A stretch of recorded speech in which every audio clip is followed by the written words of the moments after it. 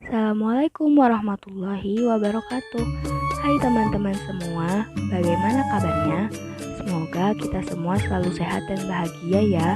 Meskipun di tengah situasi pandemik yang belum berakhir, kita harus selalu bersemangat. Untuk menambah semangat teman-teman di rumah, kita akan ajak teman-teman untuk jalan-jalan virtual nih. Kira-kira kita mau kemana ya? Yap, betul. Tujuan kita adalah ke Bali. Nah, khusus jalan-jalan virtual kali ini, kita tidak akan mengajak teman-teman ke pantai-pantai yang ada di Bali. Namun, tema jalan-jalan kita kali ini adalah mengenal Tri Puja Mandala. Apa sih Tri Puja Mandala itu? Untuk mengetahuinya, yuk simak terus tayangan ini.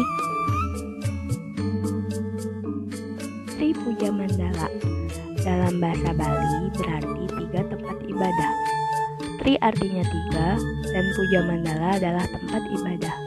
Bali terkenal dengan masyarakatnya yang mayoritas beragama Hindu, sehingga banyak tempat ibadah seperti pura atau candi yang tentunya memiliki nilai sejarah juga. Nah, dari judul ini, kita akan mengajak teman-teman untuk berkunjung secara virtual ke 3 tempat ibadah umat Hindu yang terkenal dan pastinya memiliki sejarahnya tersendiri. Penasaran? Yuk kita meluncur! Tempat pertama yang akan kita kunjungi adalah situs Gunung Kawi yang letaknya ada di Banjarpanaka, Desa Tampak Siring, Kabupaten Gianyar, Bali, dan berada di daerah aliran Sungai Pakerisan. Tahu nggak sih? Ternyata situs ini dibangun pada abad ke-11 oleh dinasti Warmadewa selama masa pemerintahan Raja Udayana hingga pemerintahan anak bungsu. Dahulu, situs ini berfungsi sebagai media pemujaan terhadap roh leluhur dan sebagai tempat meditasi dan pendidikan agama. Di situs ini terdapat 5 kawasan, di antaranya ada Pura Kawan atau Candi 4, Pura Gunung Kawi atau Candi 5, Pura Melanting atau Gua Baru, Pura Pucak, dan juga Pura Bukit Gundul. Yang hebat dari situs Gunung Kawi ialah mencerminkan kearifan lokal di bidang religius magis, pendidikan, dan lingkungan. Hal ini karena pemilihan lokasi das dan lingkungan menjadi salah satu pertimbangan oleh leluhur pada masa lalu dalam pembangunan tempat suci. Sampai sekarang pun situs Gunung Kawi digunakan untuk berbagai kepentingan, baik untuk kegiatan yang bersifat religius magis, tempat meditasi, pengairan sawah, dan sebagai objek wisata yang menarik. Sebagai cagar budaya yang memiliki nilai penting bagi masyarakat, situs ini sudah ditetapkan sebagai cagar budaya dan juga dilestarikan oleh masyarakat dan juga pemerintah.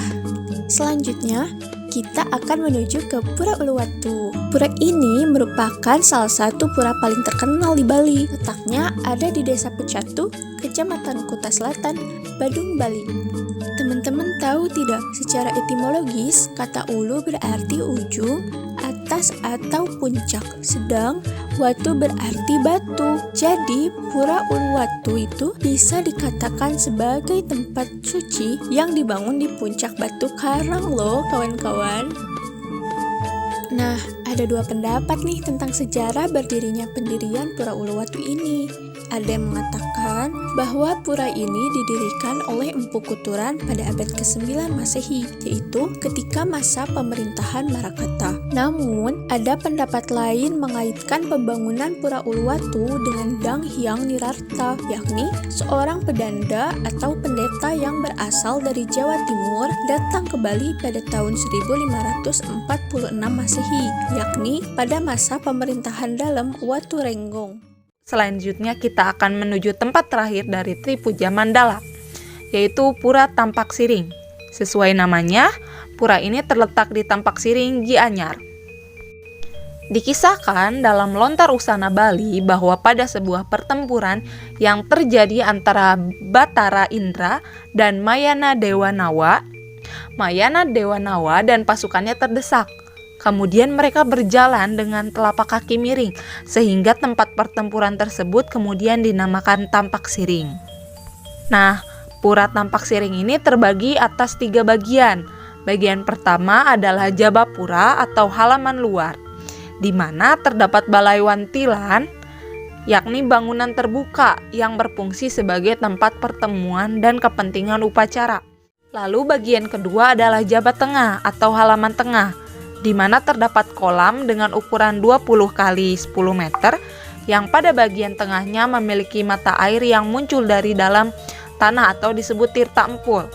Mata air tersebut kemudian dialirkan pada pancuran-pancuran di mana banyak orang menyucikan diri atau melukat, yaitu mandi dengan tetap menggunakan pakaian adat, dan pada umumnya mereka juga mempersembahkan sesajen berupa cenang sebelum melukat.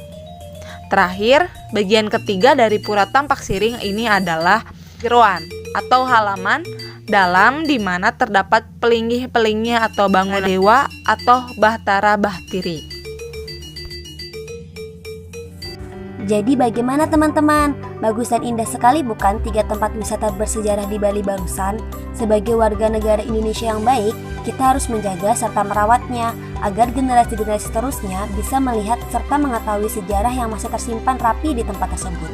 Selain itu, kita juga mesti menjaga tempat ibadah ini, walaupun bukan umat Hindu Bali. Tempat-tempat itu harus dijaga karena merupakan warisan leluhur yang tak terhingga nilainya.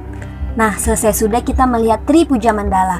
Semoga dengan jalan-jalan virtual ini dapat merecharge semangat kita serta menambah wawasan kita mengenai tempat bersejarah yang ada di Bali, khususnya tempat ibadah umat Hindu yang telah ada sejak ratusan tahun yang lalu.